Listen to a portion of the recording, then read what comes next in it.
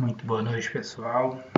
Professor Wesley, resistência dos materiais, aula 14.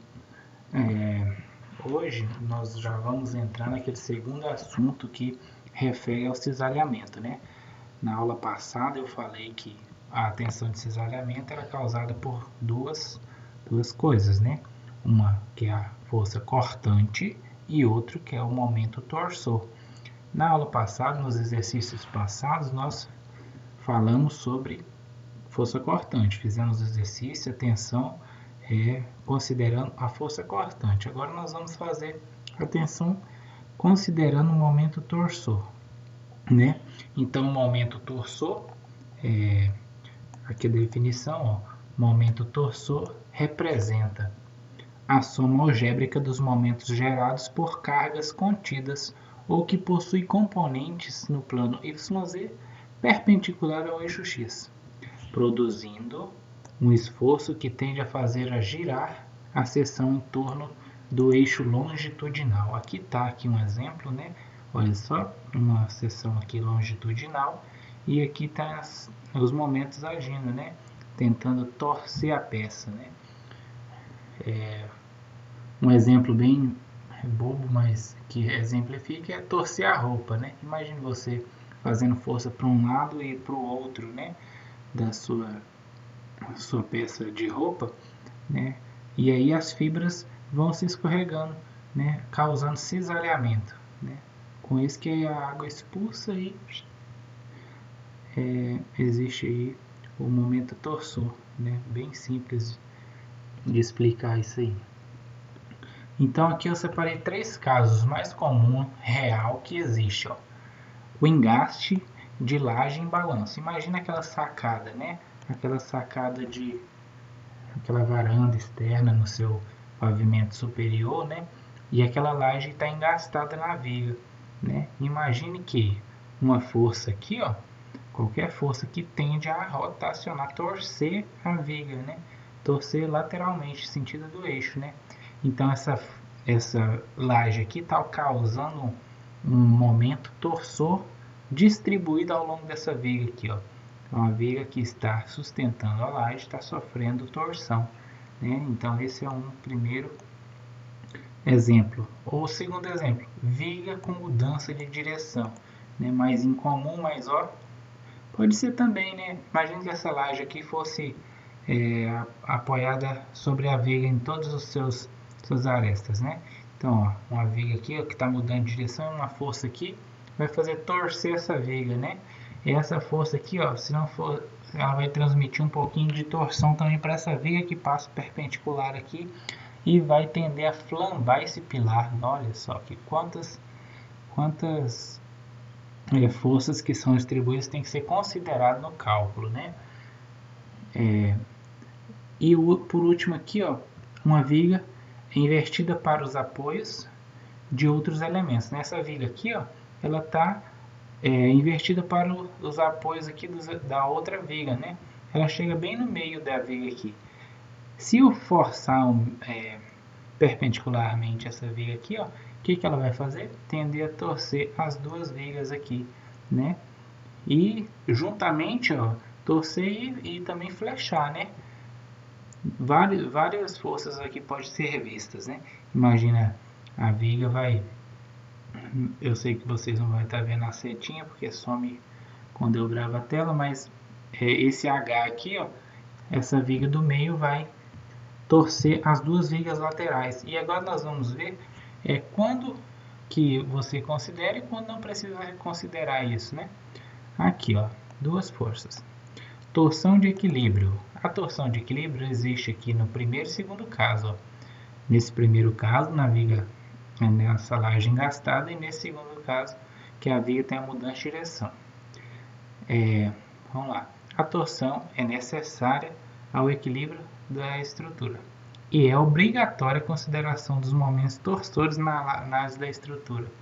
Então, se você for calcular, dimensionar aquela viga ali, é obrigatório você calcular o momento torsor também, porque esse momento torsor pode quebrar a sua estrutura, né? Pode colapsar a estrutura. Geralmente, a torção ocorre combinada, ó, com momento fletor e força cortante, é o que eu disse, né? O momento torsor causado por essa viga aqui, ó, vai fletir, né? Vai causar um momento aqui flechando o meio da viga e também cortante, né? Cortante, uma força vertical aí nos três momentos, três forças, né? Três reações.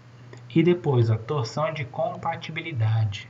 Torção de compatibilidade ocorre aqui, ó, nessa viga invertida aqui, né? Nesse terceiro caso, e poderia também ser uma laje aqui no meio, né? Em vez de ser essa viga, ser uma laje. Aí, em vez de ser um momento aqui, ó, pontual, ia ser um momento distribuído aqui, ó, momento torsor distribuído nas duas vigas, né? Consegue enxergar isso? Então, ó, a torção de compatibilidade é a passagem do estágio da 1, né, que é sem fissuras, para o estágio 2, que já é com fissuras, né, fissuras, pequenas trincas. Altera a rigidez, a torção e os momentos transmitidos por compatibilidade e torção. Tem seu valor bastante reduzido quando passa de um estágio para o outro aqui, né? Ou seja, fiz a peça, concretei, está escorado, vai curar, né? Aí tirei as escoras, aí tende a fissurar, né? Tem fechazinha lá que é calculado, não pode ser muito, né? Tem os limites. Aí, quando ocorre essa fissura aqui, ó, então ocorre a compatibilização entre as deformações da viga e na laje. Pode ser a viga e outra viga também, igual no exemplo lá, ou laje, igual eu tinha dito. E aí, a consequência, os momentos torsores na viga diminuem bastante, podendo ser desprezados. Em geral, essa torção não é essencial ao equilíbrio e torna insignificante após a fissuração do concreto. Então, nesse caso aqui, ó, de compatibilidade, não precisa considerar o momento torsor no cálculo da estrutura, né? Diferente do primeiro, de equilíbrio, que tem que ser considerado. Depois, a regra do sinal, ó. Então, aqui nós vamos considerar sinal horário positivo, né? E anti-horário negativo, né? Então, um exemplinho aqui, bem, só para ficar sintetizado isso. Então, ó, esse 5 kN, uma força pontual, isso aqui é como se fosse esse exemplo aqui, ó. Esse exemplo 2, tá vendo, ó? A viga aqui mudando de direção, então ela tá torcendo bem na pontinha aqui, é uma força pontual. Olha só.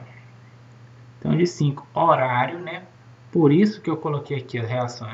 Reação no momento torsor em A, menos 5, ou mais 5, né? Porque positivo aqui, ó, igual a zero. Então, o momento torsor em A passa o 5 para o outro lado e ficou negativo, né? Então, é constante no decorrer da viga. Por que não é multiplicado por 3? Porque ele é um momento aqui, ó, pontual, né? Fosse um momento distribuído, igual o exemplo que nós vamos fazer, aí multiplicaria sim pelo L, né? Pelo tamanho. Depois, ó, agora as fórmulas das tensões, análise das tensões de cisalhamento. Então, duas fórmulas nós vamos ver. A primeira é circular. Se for uma seção circular, né? Então, a tensão vai ser o momento torsor, no caso aqui seria o 5, vezes o raio dividido pela IP. Que é IP? Inércia polar. Essa inércia polar é calculada assim, ó. Se for circular, πd a quarta sobre 32, né? Nesse polar. E o segundo caso, se for retangular, nós temos outra fórmula. A fórmula é momento torsor dividido por C1. Quem é C1?